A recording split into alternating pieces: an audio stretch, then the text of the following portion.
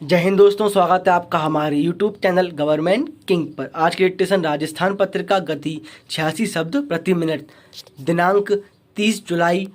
Topic बाघों का संरक्षण। दोस्तों, अगर आप हमारे चैनल पर नए हैं तो हमारे चैनल को सब्सक्राइब जरूर करें, साथ ही साथ बेल आइकन को भी दबा दें ताकि आपको हमारी वीडियो सबसे पहले मिले। और दोस्तों, अगर वीडियो पसंद है तो वीडियो को लाइक, शेयर एंड कमेंट जरूर करें। चलिए दोस्तों, डिस्कशन करते हैं स्टार्ट। मन को कीजिए एकाग्र। डिस्कशन स्टार्ट होगी 5 सेकंड में। रेडी। हमारे देश में दुनिया भर के 70% बाघ हैं, यानी 30% बाघ ही दुनिया के बाकी देशों में हैं। इसलिए भारत को बाघों की ज़मीन कहा जाता है।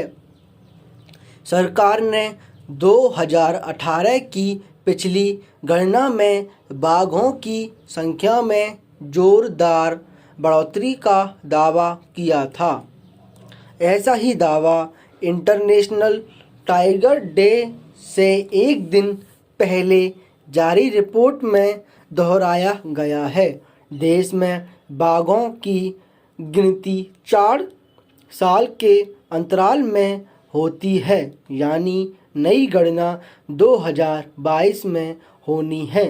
लेकिन केंद्र की ताज़ा रिपोर्ट बाघों के अच्छे भविष्य का संकेत देती है। केंद्रीय वन एवं पर्यावरण मंत्री प्रकाश जावड़ेकर ने कहा कि बाघों की लगातार बढ़ती संख्या गर्व का विषय है। हमारे पास 30,000 हाथी, 3,000 एक सींग वाले गैंडे और 500 से अधिक शेर हैं। टाइगर की संख्या में मध्य प्रदेश देश में सबसे आगे है, जबकि कर्नाटक दूसरे नंबर पर है। बाघों की संख्या को लेकर हमारा देश पहले भी शीर्ष पर रहा है। बीच के कुछ सालों में जब शिकार प्रतिबंधित नहीं था, बाघों का जीवन संकट में आ गया था। कई क्षेत्र बाघ के लिए तरस गए थे। पिछले सालों में जिस तरह से बाघों के संरक्षण को लेकर प्रयास हुए हैं और उनको सुरक्षित करने का प्रयास हुआ है, उससे बाघों की संख्या में बढ़ोतरी के संकेत उम्मीद जगाते हैं। महत्वपूर्ण बात यह भी है कि 2018 में पहला मौका था जब देश में बाघों की गणना के लिए कैमरा ट्रैप के साथ दूसरी तकनीकों का इस्तेमाल किया गया था। इससे पहले बाघों की गिनती में परंपरागत तरीकों का भी इस्तेमाल होता था। हालांकि बाघों की सुरक्षित बनाने के लिए रेडियो कॉलर सिस्टम शुरू किया गया।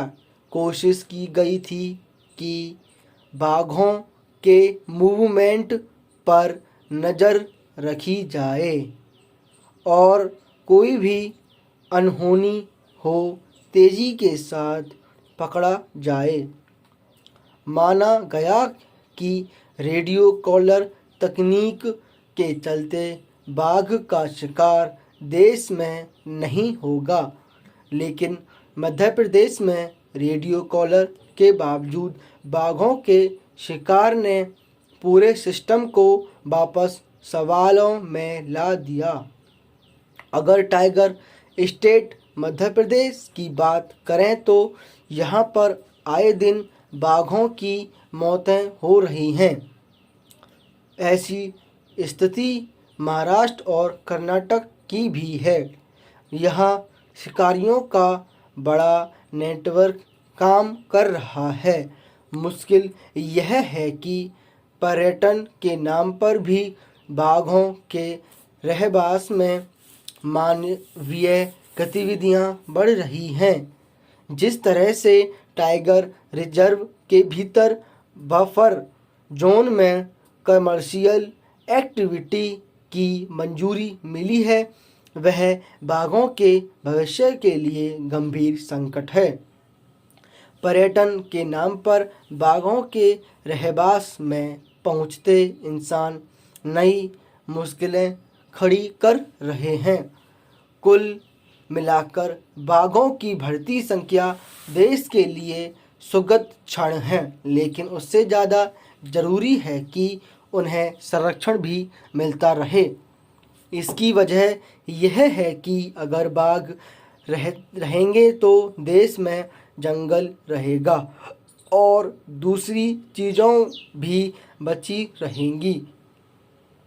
अगर जंगल में बाघों को बचाना और उनके लिए अनुकूल माहौल बनाए रखना देश के सामने बड़ी चुनौती है।